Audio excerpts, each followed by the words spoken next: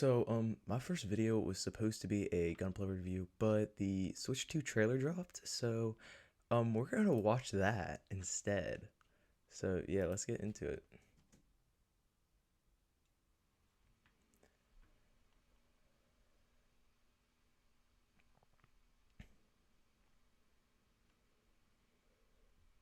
I haven't watched this yet. Ooh, jump scare. Bigger?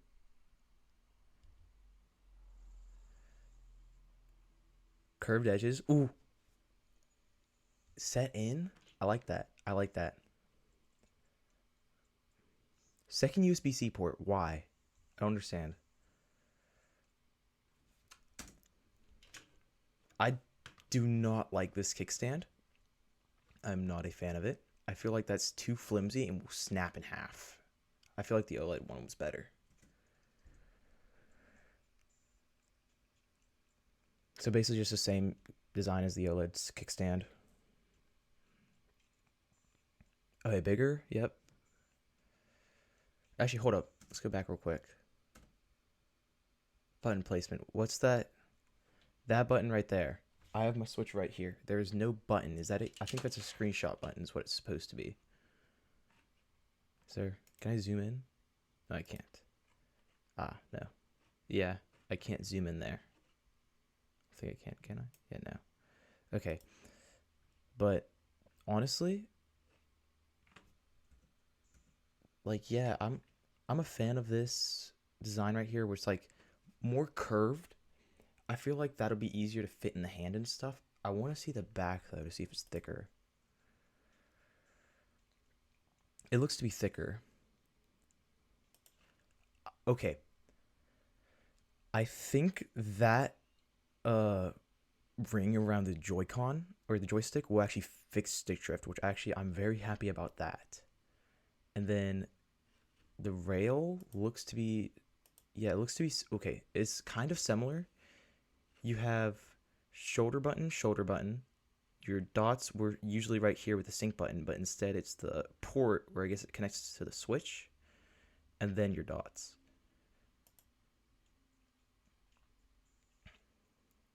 So yeah, another one of those covers, I guess. Yeah, same right there. Ooh, that's actually kind of cool. Hold up, wait. Back real quick. Is that another button? I'm gonna see if I can get to the back of it. There was a no, don't scroll down there. Where is it? Where is it? Where is it? Shoot, come on. Right there.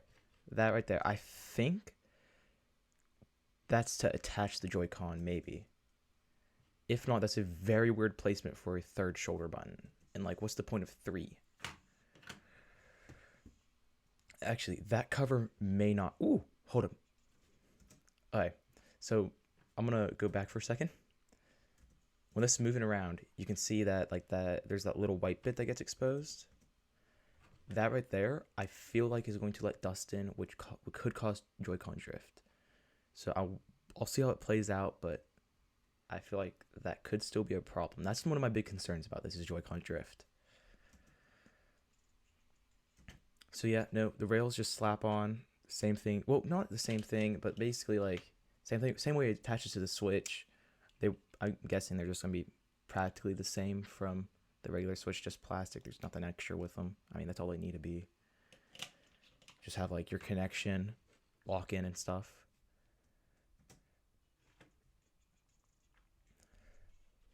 Little go-karts. So it just connects through that. My thing is there going to be a hook that like latches on to the Joy-Cons so you can hold the system by it? Or that like it just won't pop off all of a sudden? Nintendo Switch 2. That is just, that's a logo.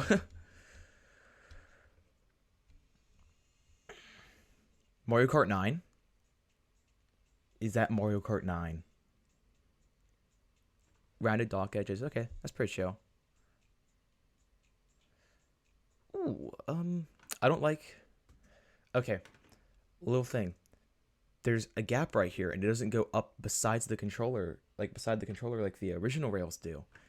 I don't know how that's gonna feel in your hand. I might not like that. I'm concerned about that. 2025. Yeah, backwards compatible. Okay, sweet. Uh, my question is it going to be backwards compatible with our regular Joy Cons? Because like if obviously, where's the photo of the rails? That right there. That is not how the Joy Cons connect. So wirelessly connecting, yes, you cannot use regular the old Joy Cons on docked or handheld gameplay. Like if you're docked and you're using a controller, yeah, that's fine, but you can't charge them on there. So that may be why they released that charging dock not too long ago. Another thing is, I guess, like, I don't know what the other USB-C port would be used for, because I'm guessing that, where's the top view? We'll just go right here. Yeah, but like, where is it? Yeah, you obviously have the one down here at the bottom for docked mode and charging. Volume button, power button, still the same. Just what was the need for a second USB port? Because like,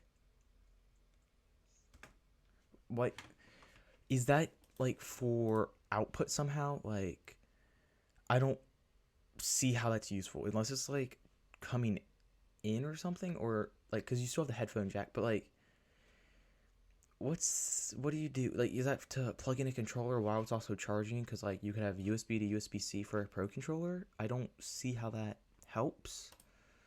Oh yeah, the flaps over there or whatever for the game. My question. Oh wait, this is something I just realized. Where does the SD card go? Because like that is too skinny to fit an SD card under. Because that looks to be. Let me go grab my OLED switch real quick. Okay, no, but yeah, that the hinge for the kickstand looks to be the exact same one that was on the OLED, which would mean that it's very skinny. And even if you have it on this bottom bracket right here, like mounted right there, I can't see that well if that's SD card slot. That actually may be the SD card slot right there, which thinking about it, I guess it could work because you can put it in like at an angle kind of, and yeah, I guess it could work there, so that's not really worried. My only worry is that this right here is gonna snap about right here or right here, because like if that's a weak material, that's not gonna last long. But no, that looks to be another capture button right there. I mean, like, I'm honestly kind of hyped for this. Besides like the few worries and stuff I have of like mainly the kickstand. That's my biggest worry about this, because like it looks very skimpy. It's obviously gonna work way better than the original Switch's kickstand, but my only problem with it is that was sturdy ish, except for at the joint where like you could pop it off, but like the plastic never broke with that. I feel like the plastic used for that might break because it's so skinny. Another thing that I did notice actually at the beginning is that it the bezel of the screen, it's very prominent right here for the connections needed for this, because the OLED, it went to about right here, but like obviously it was rails and stuff, so it didn't have that big of a problem. But I will say though, the edge of the screen is thinner, so that's also a reason, because like the bezel went to right here on the OLED Switch and was very skinny down here, but like the edge of the plastic was like right there. So I guess that's actually not that bad. Another thing that I did think about, I want this to hopefully be an OLED system, so because like I don't want them to make two models, one where you buy the OLED, one where you don't. I mean, yes, I guess that could be easier for some people, especially if they only want a handheld version or like only want a docked version. But like, I feel like you should just be able to include it in the price in general, and it shouldn't matter. I mean, it. I don't know. I mean, I guess it could be. Yeah. Well, okay. What you could do is sell obviously OLED model, regular model. The OLED model could be way cheaper still, I guess, but like it wouldn't have to change that much. What you probably could do is like do a higher processing system with an OLED screen, in my opinion. Oh, higher processing system. So I have a prediction that I want to make. I feel like this system will cost around the $450 price range. But with that, it means we could have it around the same specs as a Steam Deck. Not entirely. Close is what I'm saying. Because, like, obviously, like, there are different components and stuff. There's the dock, there's the Joy-Cons they have to detach. That's going to have more stuff. You need the dock, like, the rails and stuff. It's just speculation. I feel like they should have it around the $400 to $450 price range. Because I feel like it's just the Switch itself was so behind because of how long it was out. I feel like they need to take a step further and load it up with the best stuff we have right now as of the time, like cost wise. Because like I feel like $450, you get an entire console that can play docked and handheld. You get one set of controllers for it that are actually two, so you can do some two-player games. You get your dock and everything. I feel $450, like that's a fair price. This could be a amazing console, and hopefully it does not flop like the Wii U, because that's another concern I have. I feel like people might think it's just gonna be another Wii U and stuff. Like, I don't know. It's worrying. They need to have it different enough in advertisement and stuff, and just like, because obviously the Wii U was the Wii was very big, and when people heard about the Wii U, they thought it was just another Wii. But like, I feel like after it's been so long and stuff that might not be the case, and I feel like I don't know. It's just a concern that I have, and I hope doesn't happen, because this seems like a very promising Switch. Like, promising Switch, yes. No, promising system. Besides the couple flaws that I have with it, or the concerns I have with it. Ideally, this should be like just a solid system overall. Like, it's not going to be like PlayStation level, obviously, because of how that is a handheld and stuff. But I mean, I think it should be able to play like not all of the game, like not some play, like you might be able to fit some smaller PlayStation games on it that aren't as demanding.